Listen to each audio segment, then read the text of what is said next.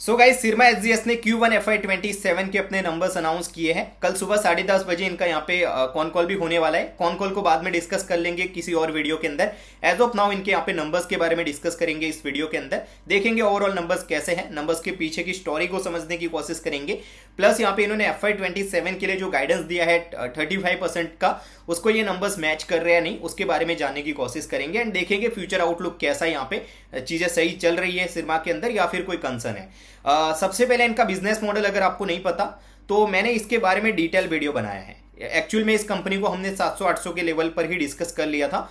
सो उस वीडियो के अंदर आपका बहुत ज़्यादा प्यार भी मिला था, तो उसका लिंक मैं डिस्क्रिप्शन बॉक्स में दे दूंगा, जाके देख सकते हो। मैंने स्मार्ट बोर्ड के ऊपर ही बड़ा, ये डिजिटल बोर्ड के ऊपर ही मैंने वीडियो बनाया था। आप चाहो तो उस वीडियो को कंसिडर कर सकते हो डिटेल बिजनेस एनालिसिस के लिए। एज ऑफ नाउ थोड़ा बहुत मोटा मोटा जिन लोगों को पता नहीं है, जो नए हैं सिरमा के लिए, उनको मैं थोड़ा सा बिजनेस मॉडल समझा दूं। तो ये कंपनी जो है, ये जो इलेक्ट्रॉनिक्स मशीन्स होते हैं उनके अंदर जो यहाँ पे जो अलग अलग कंपोनेंट लगते हैं उसको यहाँ पे डिजाइन करने का, मैन्युफैक्चर करने का ये लोग काम करते हैं। पहले ये लोग यहाँ पे लो मार्जिन के अंदर थे, कंज्यूमर का बिजनेस इनका ज़्यादा था, जैसे रेफ्रिजरेटर हो गया या फिर लाइक वॉशिंग मशीन हो गया, इन सब के यहाँ पे ये लोग पार्ट ज़्यादा बनते थे, या फिर उसमें जो पीसीबी आती है उसको असेंबल करने का काम ही करते थे। मतलब कोई भी कंपनी है जिसको रेफ्रिजरेटर बनाना है या फिर कोई और अदर डिवाइस है, दूसरी कंपनी को बनाना है, तो वो बना के इनको देते थे, उसमें ये लोग पीसीबी असेंबल करके वापस से दे देते थे। इसमें क्या था, ये सारा वॉल्यूम का गेम था, वहां पे कोई मार्जिन ज्यादा नहीं थे, ग्रोथ भी इतनी कोई खास नहीं थी। देन इन्होंने अपने आप को डाइवर्सिफाइड किया। डाइवर्सिफाइड कहाँ पे किया, तो लाइक इंडस्ट्रियल एरियाज के अंदर अपने आप को डाइवर्सिफाइड किया। जैसे मेडटेक के अंदर इनका पहले कोई भी रेवेन्यू नहीं आ रहा था। एज ऑफ नाउ मेडटेक अच्छा खासा कंट्रीब्यूट करता है रेवेन्यू के अंदर। उसके अलावा अगर आप लोग देखोगे तो डिफेंस सेक्टर से इनकी अच्छी ग्रोथ आ रही है। वो एक हाई मार्जिन बिजनेस है, तो वहां पे भी पहले रेवेन्यू बिल्कुल नहीं था। एज ऑफ नाउ अच्छा रेवेन्यू वहां से भी इनका आ रहा है। उसके अलावा आईटी एंड रेलवेज के अंदर ये लोग अपने आप को डाइवर्सिफाइड किए, तो अलग अलग इंडस्ट्रीज के अंदर अपने आप को डाइवर्सिफाइड किए।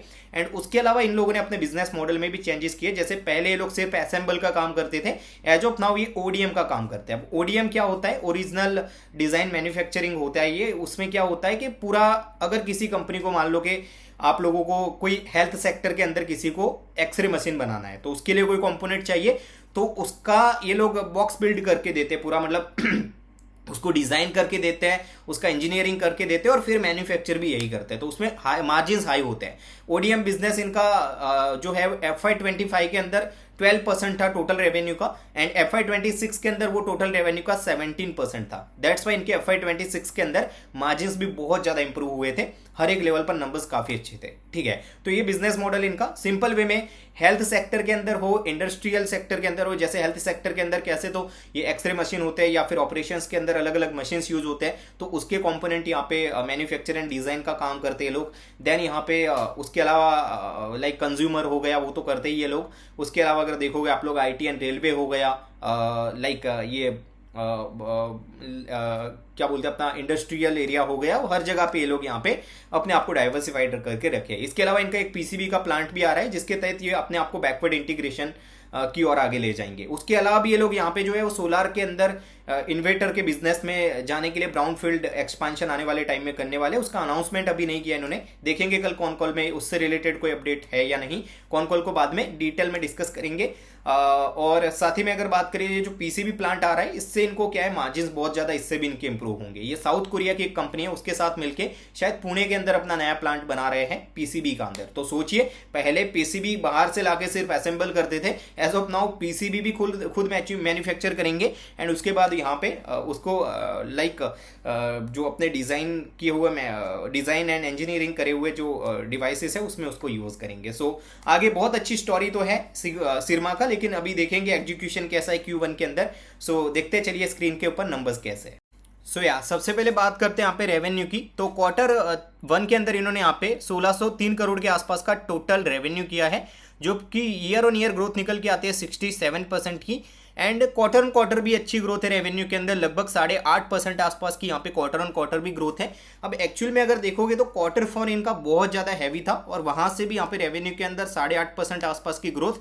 सो नंबर्स काफ़ी अच्छे हैं रेवेन्यू अगर देखोगे तो। एंड अभी आप लोगों को पता है कि जो ये ग्लोबल अनसर्टनिटीज चल रहे हैं, इनका अच्छा खासा रेवेन्यू एक्सपोर्ट से भी आता है। तो रेवेन्यू के बेस पर इतनी अच्छी ग्रोथ, ये मतलब उम्मीद से ज़्यादा अच्छे नंबर्स है रेवेन्यू के हिसाब से। अगर देखें तो 67% का रेवेन्यू ईयर ऑन ईयर बहुत अच्छा रेवेन्यू यहाँ पे इन्होंने रिपोर्ट किया है। अब इनको थोड़ा सा अदर इनकम भी आया है इस क्वार्टर के अंदर। तो अदर इनकम देखोगे आप लोग तो अदर इनकम को यहाँ से मतलब अदर इनकम के बिना अगर इनका EBITDA देखोगे तो वहाँ पे ये लोग अगर देखोगे आप लोग तो करीबन 69% आसपास का EBITDA में ग्रोथ है। और अदर इनकम से पहले जो EBITDA है इनका, उसमें थोड़ा सा क्वार्टर ऑन क्वार्टर मार्जिन्स में डिक्लाइन देखने को मिला है। ठीक है, ये क्वार्टर फोर में लगभग 12% के EBITDA मार्जिन्स थे। इस क्वार्टर यहाँ पे 10.2% के EBITDA मार्जिन्स है।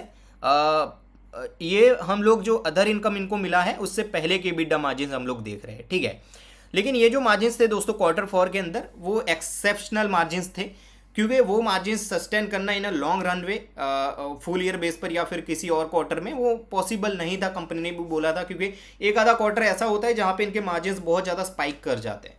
तो कंटिन्यू वो ये मतलब 12% आसपास के मार्जिन्स कंटिन्यू रिपोर्ट करना इतना आसान नहीं है। तो इन्होंने ये ग्लोबल अनसर्टेनिटीज़ की वजह से इन्होंने मार्जिन्स के लिए 10.5 से 11% आसपास के मार्जिन्स का यहाँ पे बोला था इन्होंने। तो अगर अदर इनकम को इंक्लूड करोगे तो वो मार्जिन्स का इन्होंने जो गाइडेंस दिया था उसको मैच कर रहा है। ठीक है, अगर देखोगे आप लोग EBITDA मार्जिन्स तो लगभग यहाँ पे 11% के EBITDA मार्जिन्स है, और बोला था इन्होंने 10.5 से 11% का। ठीक है, तो अब जो यहाँ पे अदर इनकम को इंक्लूड करके अगर EBITDA इनका देखोगे तो वहाँ पे लगभग यहाँ पे 11% के मार्जिन से इन्होंने रिपोर्ट किए हैं। एंड EBITDA के अंदर वहाँ पे 72% की ग्रोथ है ईयर ऑन ईयर, और क्वार्टर ऑन क्वार्टर तो हमको देखना ही नहीं चाहिए। ठीक है, सो दैट्स। बाकी अगर बात करोगे यहाँ पे पैट के अंदर, तो पैट मार्जिन इन्होंने यहाँ पे रिपोर्ट किए हैं इस क्वार्टर के अंदर लगभग 6.5% के। ठीक है, और टोटल यहाँ पे 105 करोड़ का पैट इन्होंने रिपोर्ट किया है।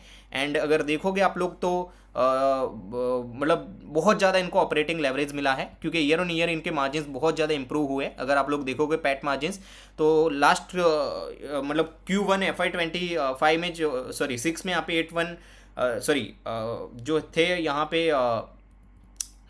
सॉरी हाँ 5.2% के थे। एंड वो यहाँ पे मार्जिन्स यहाँ पे पैट मार्जिन्स इंप्रूव होके लगभग 6.5% के पैट मार्जिन्स हो चुके हैं। क्वार्टर ऑन क्वार्टर तो आपको पता ही है मार्जिन्स Q4 में इनके बहुत अच्छे थे। और एक दूसरा भी रीज़न है इनका जिसकी वजह से इनके यहाँ पे जो मार्जिन्स हैं वो थोड़े से स्क्वीज हुए हैं, उसकी आगे बात करेंगे। वो एक थोड़ा सा कंसर्न जरूर है कंपनी के लिए, लेकिन उसका कन्फर्मेशन हमको देखना पड़ेगा अभी यहाँ पे मतलब जो मतलब कौन कॉल है कल वहाँ पे। ठीक है, ये तो वही चीज़ें हैं वापस से। ठीक है, ये हाँ ठीक है, इनका सेगमेंट वाइज रेवेन्यू देखना काफ़ी ज़्यादा इंपॉर्टेंट है, इसको देखते हैं अब। तो ऑटो के अंदर यहाँ पे अगर देखोगे तो आप लोग ईयर ऑन ईयर 78% की ग्रोथ है। जो ऑटो सेक्टर में ये लोग क्या कुछ बनाते हैं, तो ऑटो सेक्टर में एक तो यहाँ पे शायद यहाँ पे गियर से रिलेटेड कोई चीज़ें ये लोग बनाते हैं, लाइक दूसरी काफ़ी कुछ चीज़ें यहाँ पे ऑटोमोटिव में बनाते हैं, और एक्सपोर्ट से इनका अच्छा रेवेन्यू आता है ऑटो के अंदर। तो 78% का यहाँ पे इनका ग्रोथ है ऑटो के अंदर। एंड रेवेन्यू मिक्स और क्वार्टर ऑन क्वार्टर अगर देखोगे तो रेवेन्यू मिक्स यहाँ पे थोड़ा बहुत चेंज हुआ है, ज़्यादा नहीं हुआ। 24% का टोटल रेवेन्यू मिक्स में यहाँ पे Q4 में यहाँ पे मतलब टोटल रेवेन्यू में 24% कंट्रीब्यूट कर रहा था ऑटो सेगमेंट, अभी 25% कर रहा है। ठीक है, ईयर ऑन ईयर अगर देखोगे आप लोग तो 78% की ग्रोथ, क्वार्टर ऑन क्वार्टर 14% की ग्रोथ। कंज्यूमर बिजनेस ये कंसर्न है दोस्तों, क्योंकि कंज्यूमर बिजनेस एक लो मार्जिन बिजनेस है, और इन्होंने यहाँ पे ये कंज्यूमर बिजनेस को घटा कर और मेडटेक और डिफेंस जैसे यहाँ पे हायर मार्जिन वाले जो प्रोडक्ट है उसको इंक्लूड करके ही इनका जो EBITDA और पैट मार्जिन है वो इंप्रूव हुए हैं। अभी यार कंज्यूमर बिजनेस इतना बड़ा क्यों है? क्वार्टर ऑन क्वार्टर 39% से यहाँ पे कंज्यूमर बिजनेस इनका बढ़ा है, ईयर ऑन ईयर 8% से। अब देखोगे आप लोग तो ईयर ऑन ईयर तो इतना कोई खास मतलब रेवेन्यू मिक्स में कोई खास बदलाव है नहीं। 34% कॉन्ट्रीब्यूट कर रहा था Q1 FY26 में, और अभी भी 24% ही कॉन्ट्रीब्यूट कर रहा है। लेकिन क्वार्टर ऑन क्वार्टर देखो 26% कॉन्ट्रीब्यूट कर रहा था Q4 में, अभी 34% कॉन्ट्रीब्यूट कर रहा है। तो ये क्या कंसर्न है? शायद वॉर का सिचुएशन चल रहा है, इस वजह से टेम्पररी बेस पर तो इन्होंने अपने रेवेन्यू को वापस से कंज्यूमर की तरफ 1-2 क्वार्टर्स के लिए नहीं लेके गए, या फिर कोई और रीजंस है, ये कंफर्मेशन हमको लेना पड़ेगा। क्योंकि वापस से अगर कंज्यूमर बिजनेस बढ़ने लगा तो इनके मार्जिन जो है वो डिक्रीज होंगे। तो ये कंफर्मेशन मैनेजमेंट की तरफ से जो है वो हम लोगों को देखना पड़ेगा कल के कॉन कॉल के अंदर। एंड जो भी अपडेट्स होगा वो मैं आपको बताऊंगा। बाकी हेल्थ सेक्टर वाला जो है वो लाइक टोटल रेवेन्यू का 8% कंट्रीब्यूट किया है, जो कि लास्ट क्वार्टर 9% था और उससे पहले 7% था। यहाँ पे 100% की ईयर ऑन ईयर ग्रोथ देखने को मिली है। बाकी Q on Q लगभग फ्लैट रहा है। ठीक है, बाकी इंडस्ट्रियल के अंदर क्यू एन क्यू बहुत ज़्यादा डिक्लाइन देखने को मिला है, 18% का डिक्लाइन देखने को मिला है। 31% यहाँ पे कंट्रीब्यूट कर रहा था Q4 में, अभी 24% कंट्रीब्यूट कर रहा है। और 30% यहाँ पे Q1 FY26 में यहाँ पे कंट्रीब्यूट करता था, अभी 24%। तो यहाँ पे थोड़ा सा कंसर्न है। IT एंड रेलवेज के अंदर अगर आप लोग देखोगे तो 10% यहाँ पे IT एंड रेलवेज यहाँ पे इनको जो है वो कंट्रीब्यूट करते थे, वो अभी यहाँ पे 9% है, ठीक है। और 5% जो है वो Q1 FY26 में रेवेन्यू मिक्स में 5% कंट्रीब्यूट करता था यहाँ पे IT एंड रेलवेज, अभी 9%। तो यहाँ पे लगभग रेवेन्यू इनका कंट्रीब्यूशन डबल हो चुका है ऑलमोस्ट, ठीक है। अब देखो ये जो दोनों सेगमेंट है ना, वहाँ पे अगर देखोगे एक हेल्थ केयर और यहाँ पे IT, तो यहाँ से ये तो इनके लिए बहुत ज़्यादा इमर्जिंग सेक्टर है। तो यहाँ पे एक 100% की ग्रोथ और यहाँ पे 200% की ग्रोथ, ये तो बहुत लो बेस है इनका, तो यहाँ पे इतनी ज़्यादा ग्रोथ है। लेकिन जो ये कंज्यूमर के अंदर क्वार्टर ऑन क्वार्टर जो ग्रोथ आई है भाई, वो थोड़ा सा कंसर्न मेरे को लग रहा है। 39% का ग्रोथ, और ये दोनों सेगमेंट हेल्थ केयर और इंडस्ट्रियल जहाँ पे हायर मार्जिन है वो इनके घटे है, तो ये एक अच्छा शाइन नहीं है। बाकी ओवरऑल इनको operating leverage year on year base पर तो मिला है, लेकिन क्वार्टर ऑन क्वार्टर इनके मार्जिन थोड़े से स्क्वीज हुए, ठीक है। तो ये थोड़ा सा कंसर्न है। बाकी ओवरऑल नंबर सॉलिड है, ठीक है। आगे तो ये कुछ यहाँ पे ये मतलब EBITDA मार्जिन एक्स इनकम, मतलब ये अदर इनकम के बिना इनके EBITDA मार्जिन यहाँ पे 10.2% के हैं, ठीक है। और EBITDA मार्जिन बाकी अगर इंक्लूड करोगे तो वो 11% के है, ठीक है। बाकी पैट में भी वही है भाई, ठीक है। मतलब 6.5% के आसपास के यहाँ पे PAT margin year on year अच्छा इंप्रूवमेंट हमको देखने को मिला है, ठीक है। बाकी तो हमारे काम की इतनी कोई चीज़ है नहीं, ठीक है। अब बताता हूँ आपको मैं नंबर्स कैसे हैं। सो ओवरऑल अगर दोस्तों मेरा पॉइंट ऑफ व्यू देखोगे नंबर्स के लिए, तो नंबर्स ओवरऑल अच्छे हैं, लेकिन एक ही कंसर्न है, जो कंज्यूमर बिजनेस इनका बड़ा है, कॉन्ट्रीब्यूशन बड़ा है इनका यहाँ पे रेवेन्यू मिक्स के अंदर कंज्यूमर सेक्टर से, वो थोड़ा सा कंसर्न है। एंड दूसरी बात यहाँ पे मार्जिन उसकी वजह से यहाँ पे डिक्लाइन हुए हैं क्वार्टर ऑन क्वार्टर। बाकी ओवरऑल नंबर्स अच्छे हैं, क्वार्टर ऑन क्वार्टर हमको देखना भी नहीं चाहिए, लेकिन ये जो कंज्यूमर बिजनेस बड़ा है ना, उसकी वजह से जो मार्जिन स्क्वीज हुए उसको ऐसे अदर इनकम को इंक्लूड करोगे तो मार्जिन सही है, लेकिन स्टिल पैट मार्जिन फिर भी यहाँ पे इनके जो है वो थोड़े से मतलब कॉम्प्रोमाइज हुए हैं। तो वो देखना पड़ेगा कि ये Q1Q इतना कंज्यूमर बिजनेस क्यों बढ़ा है और इंडस्ट्रियल और हेल्थ सेक्टर वाला बिजनेस क्यों डिक्लाइन में है। वैसे हेल्थ केयर वाला तो इतना नहीं है, ज़्यादा कम नहीं हुआ, लेकिन इंडस्ट्रियल वाला जो सेगमेंट है इनका एक इमर्जिंग सेगमेंट है, वो थोड़ा सा कम हुआ है, ठीक है। बाकी दोस्तों यहाँ पे ओवरऑल नंबर्स की बात करें तो बहुत अच्छे नंबर्स है, ठीक है। इन्होंने लगभग यहाँ पे 4,800 करोड़ आसपास का रेवेन्यू किया था इन FY26, फुल ईयर बेस पर 27% आसपास का ग्रोथ किया था इन FY26, लेकिन एज ऑफ नाउ इन्होंने 35% के ग्रोथ का बोला है FY27 में।